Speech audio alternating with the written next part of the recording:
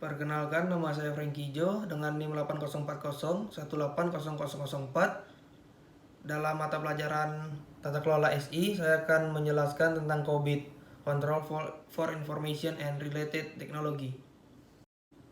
Sejarah COVID. COVID merupakan sekumpulan dokumentasi best practice untuk IT governance yang dapat membantu auditor, pengguna atau user, dan manajemen untuk menjembatani gap antar risiko bisnis, kebutuhan kontrol, dan masalah-masalah teknis IT.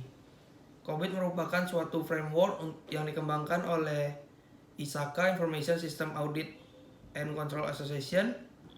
Sejarah singkat dari COVID yaitu COVID pertama kali diterbitkan pada tahun 1996, kemudian edisi kedua dari COVID diterbitkan pada tahun 1998. Pada tahun 2000 dirilis COVID 3.0 dan COVID 4.0 pada tahun 2005. Kemudian COVID 4.1 dirilis pada tahun 2007, dan saat ini COVID yang terakhir dirilis adalah COVID 5.0 yang dirilis pada tahun 2012. Tujuan utama pengembang COVID 5, yang pertama menggambarkan keamanan informasi pada enterprise. Terdiri dari responsibilities terhadap fungsi IT pada keamanan informasi. Aspek-aspek yang akan meningkatkan efektivitas, kepemimpinan, dan manajemen keamanan informasi seperti struktur organisasi, aturan-aturan, dan kultur. Hubungan dan jaringan keamanan informasi terhadap tujuan enterprise. Yang kedua, memenuhi kebutuhan enterprise untuk menjaga risiko keamanan pada level yang berwenang dan melindungi informasi terhadap orang yang tidak berkepentingan atau tidak berwenang untuk melakukan modifikasi yang dapat mengakibatkan kekacauan. Memastikan layanan dan sistem secara berkelanjutan dapat digunakan oleh internal dan eksternal stakeholders. Mengikuti hukum dan peraturan yang relevan. Yang ketiga, memberikan fakta bahwa keamanan informasi merupakan salah satu aspek penting dalam operasional sehari-hari pada enterprise. Domain COVID-5. COVID-5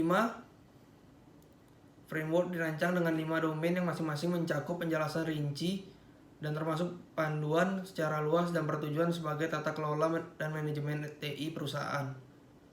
Domain COVID-5 adalah sebagai berikut. Yang pertama, EDM, Evaluate, Direct, and Monitor. Proses tata kelola yang berhubungan dengan stakeholder fokus dan pada manfaat. Optimasi risiko, optimasi sumber data, praktek serta kegiatan yang ditujukan untuk melakukan evaluasi langkah-langkah strategis. Memberikan arahan dalam pemakaian TI dan memantau pengguna TI. Yang kedua, Planning and Organization. Domain ini mencakup strategi dan taktik dan perhatian atas identifikasi bagaimana IT secara maksimal dapat berkontribusi dalam mencapai tujuan bisnis.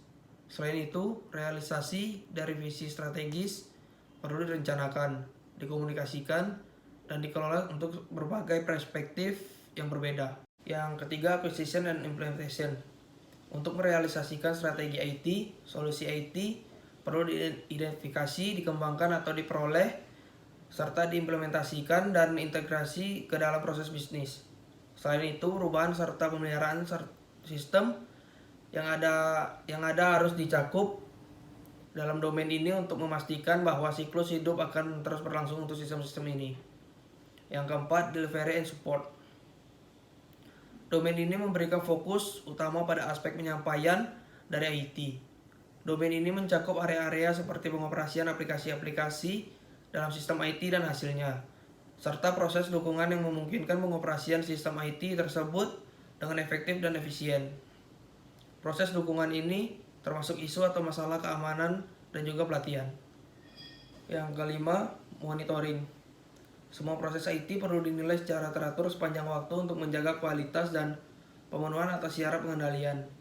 Domain ini menunjukkan pada perlunya pengawasan manajemen atas proses pengendalian dalam organisasi serta penilaian independen yang dilakukan baik auditor internal maupun eksternal atau diperoleh dari sumber-sumber alternatif lainnya.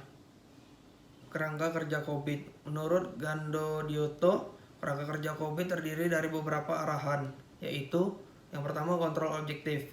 Kontrol objektif TI adalah pernyataan mengenai hasil atau tujuan yang harus dicapai melalui penerapan prosedur kendali dalam aktivitas TI tertentu. Yang kedua, audit guidelines. Berisi sebanyak 318 tujuan-tujuan pengendalian yang bersifat rinci untuk membantu para auditor dalam memberikan manajemen assurance dan atau saran perbaikan.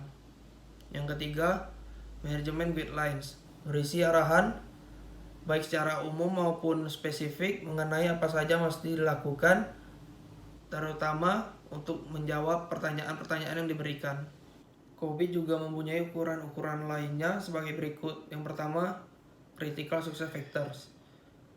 CSF merupakan kondisi-kondisi kompetensi dan perilaku yang bersifat kritis terhadap keberhasilan pencapaian tujuan. Yang kedua, Key Goal Indicators. KGI mendefinisikan ukuran-ukuran yang akan disampaikan ke manajemen sehubungan dengan business requirements. Yang ketiga, Key Performance Indicators. KPI merupakan indikator utama yang menentukan apakah tujuan bisa dicapai atau tidak, dan merupakan indikator-indikator yang bagus untuk penentuan kapabilitas, praktek-praktek, dan keahlian-keahlian. Manfaat dan pengguna COVID. Secara manajerial, target pengguna COVID dan manfaatnya adalah yang pertama direktur dan eksekutif untuk memastikan manajemen mengikuti dan mengimplementasikan strategi searah dan sejalan dengan TI. Yang kedua, manajemen untuk keseimbangan risiko dan kontrol investasi, untuk benchmark lingkungan TI dan masa depan, untuk mengambil keputusan investasi TI. Yang ketiga, pengguna untuk memperoleh jaminan keamanan dan kontrol produk dan jasa yang dibutuhkan secara internal maupun eksternal. Yang keempat, auditors untuk memperkuat opini untuk manajemen dalam kontrol internal, untuk memberikan saran pada kontrol minim yang diperlukan. Kelebihan dan kekurangan COVID.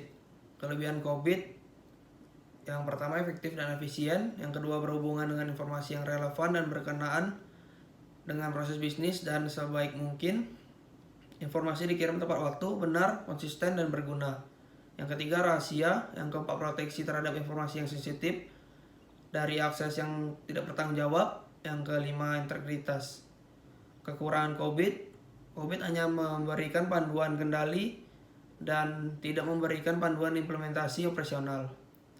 Dalam memenuhi kebutuhan COVID dalam lingkungan operasional, maka perlu diadopsi sebagai framework tata kelola operasional seperti ITIL, The Information Technology Infrastructure Library, yang merupakan sebuah kerangka pengelolaan layanan TI yang terbagi ke dalam proses dan fungsi.